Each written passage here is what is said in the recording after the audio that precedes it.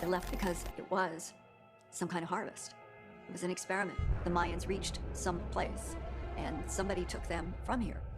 It was the end of a calendar cycle and the beginning of another calendar cycle. It means a lot to some intelligence out there. साल 2012 जब दुनिया भर में ये डर फैल गया कि 21 दिसंबर 2012 को इस धरती का अंत हो जाएगा, लेकिन 2012 खत्म होकर आज इतने साल हो गए, बट ऐसा तो कुछ नहीं हुआ। आखिर ऐसी झूठी अफवाह लोगों में फैली ही क्यों? दरअसल इसका कनेक्शन एक एडवांस सिविलाइजेशन से जुड़ा है जिसका नाम माया सभ्यता था, जो आज के मेक्सिको, ग्वाटेमाला, बेलीज, होंडुरस और अल सल्वाडोर में बसी हुई थी।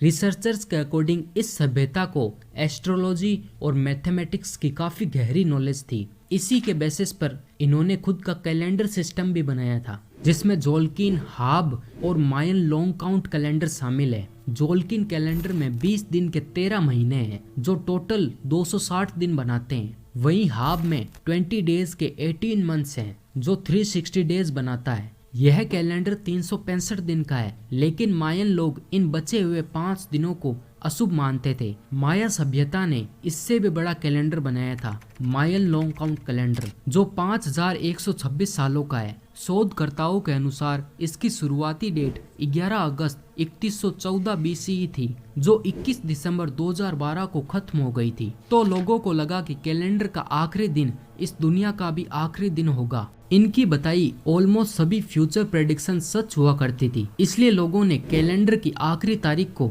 भविष्यवाणी मानकर इसको दुनिया का अंत समझ लिया था। यहाँ तक कि 2012 नाम से इस पर एक मूवी भी बनी थी जिसमें धरती का अंत दिखाया गया है।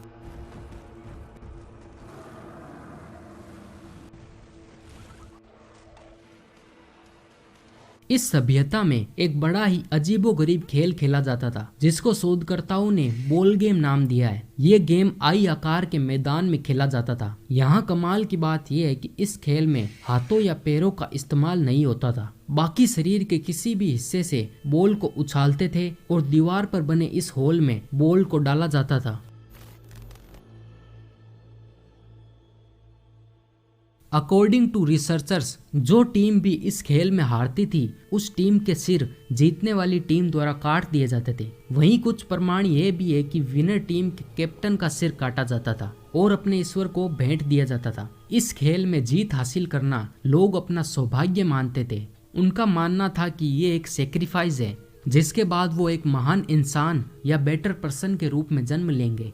एस्ट्रोलॉजी, मैथमेटिक्स के अलावा इनको आर्ट, साइंस एंड आर्किटेक्चर की काफी अच्छी नॉलेज थी। माया सभ्यता की शुरुआत 8000 से 2000 BC में बताई जाती है। इसे आर्केक पीरियड कहा जाता है। इस समय मायन लोगों का पहला गांव बसा था और कुछ मंदिरों का निर्माण भी हुआ था। इसके बाद 2000 BC से 250 AD प्री क्लासिक पीरियड में ये लोग कृषि करना सीख चुके थे। ये ज्यादातर मेज, बीन्स और चिली पेपर की खेती करते थे। इसी टाइम माया सभ्यता ने बड़े बड़े पिरामिड्स बनाए, वो भी बिना किसी व्हील सिस्टम के। पत्थरों को ड्रैग करके एक जगह से दूसरी जगह ले जाया जाता था, जिसके बाद धीरे धीरे छोटे गांव शहरों में बदलने लगे और ये सभ्यता लगातार विकसित होती रही।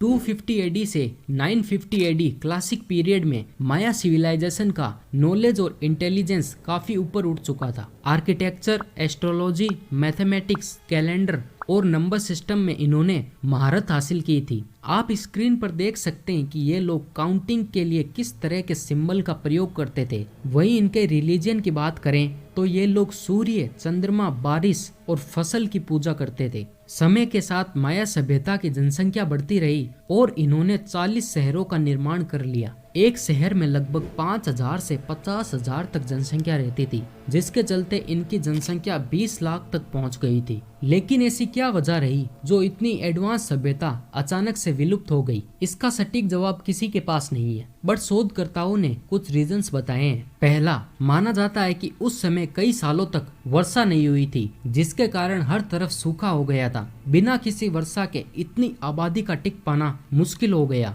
और सभी ने वहां से पलायन कर लिया। इसका दूसरा रीजन पॉलिटिकल वॉरफेयर बताया जाता है। कहा जाता है कि 40 शहरों के राजाओं द्वारा पॉलिटिकल इश्यूज के कारण आपस में एक दूसरे को खत्म कर दिया गया था। साल 1697 में लास्ट इंडिपेंडेंट माया सिटी नोचपेटेन स्पेनिशियों के कब्जे में आ गया था। आज भी इन जगहों पर 6 मिलियन लोग रहते हैं, जिनका कहना है कि वो माया सभ्यता के वंशज हैं। ये लोग 28 से भी ज्यादा माया लैंग्वेजेस बोलते हैं और आज भी कुछ माया रिचुअल्स को फॉलो करते हैं। दोस्तों, आपको क्या लगता है, माया सिविलाइजेशन अपनी इंटेलिजेंस की वजह से इतनी एडवांस थी या फिर इसके पीछे किसी और का हाथ था? हमें कमेंट में जरूर बताएं। अगर आपको माया सभ्यता की हिस्ट्री पसंद आई तो आप स्क्रीन पर आ रहे पद्मनाभ स्वामी टेम्पल और कल्लाराडोर की मिस्ट्री भी देख सकते हैं। वीडियो से कुछ भी नया जानने को मिला तो एक लाइक करना और चैनल को भी जरूर सब्सक्राइब करना। Thank you. जय हिंद।